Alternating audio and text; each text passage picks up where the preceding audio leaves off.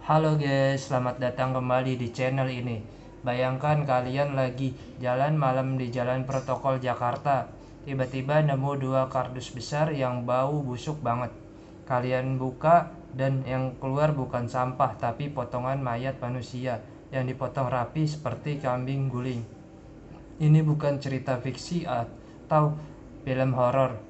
Ini kasus nyata yang terjadi di tahun 1981, dikenal sebagai kasus Setiabudi 13. Sampai hari ini, lebih dari 40 tahun kemudian, identitas korban dan pelaku masih misteri total. Polisi nggak pernah nemu siapa dia, kenapa dibunuh, dan siapa yang mutilasi sekejam itu. Kalau kalian mudah takut, mending skip sekarang. Tapi kalau berani lanjut yuk, like dan subscribe dulu biar nggak ketinggalan cerita misteri lain. Pagi hari tanggal 23 November 1981 di trotoar Jalan Jenderal Sudirman, Setiabudi, Jakarta Selatan, ada dua kardus besar yang sudah berbau busuk menyengat. Awalnya orang-orang lewat cuma curiga, tapi nggak ada yang berani buka.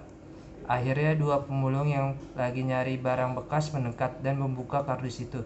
Betapa kagetnya mereka. Kardus pertama berisi 13 potong tulang besar dan satu kepala utuh ya, dagingnya sudah dilucutin bersih. Wajah korban masih utuh, bisa dikenalin, tapi anehnya nggak ada darah banyak.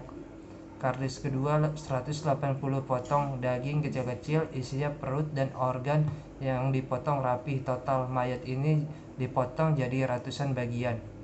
Polisi datang, TKP ditutup. Ahli forensik terkenal saat itu, Dr.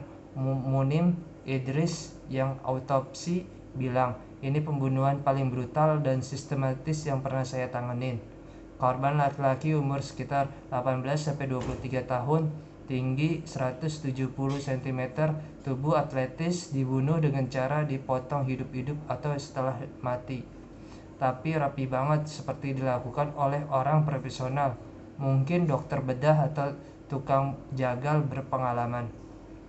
Yang bikin kasus ini makin misterius, korban nggak pernah teridentifikasi. Sidik jari diambil, wajah dipoto dan disebar ke seluruh Indonesia, bahkan dicek orang hilang non hasil, seolah-olah orang ini nggak pernah ada di dunia ini. Polisi curiga ini pembunuhan berencana untuk hilangkan identitas. Motif bisa balas dendam, ritual, atau tutupin kejahatan besar.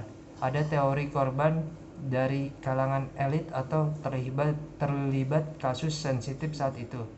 Penyelidikan berlangsung intensif, tapi stuck. Nggak ada saksi, nggak ada motif jelas, nggak ada pelaku.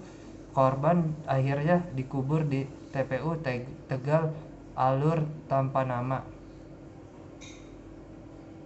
Ada beberapa teori liar. Pertama, korban terkait kasus politik Orde Baru awal 80-an. Kedua, ritual hitam atau pembunuhan berantai yang ditutupin. Yang ketiga, pelaku psikopat yang sempurna, hilangkan jejak. Faktanya ini kasus mutilasi pertama modern di Indonesia dan paling brutal. Dr. Munim Idris sampai bilang ini mengantuin karirnya seumur hidup. Sampai 2026 ini kasusnya masih cold case. Polisi pernah buka ulang tapi nol kebajuan. Kasus Setiabudi 13 bukti bahwa misteri gelap masih ada di sekitar kita. Kalian percaya motif apa atau pernah dengar cerita serupa? Tulis di komentar. Kalau suka video ini, like, share, dan subscribe ya guys. Next kasus misteri Indonesia lain yang lebih seram. Stay safe ya guys, dan jangan jalan malam sendirian di Jakarta. Dadah.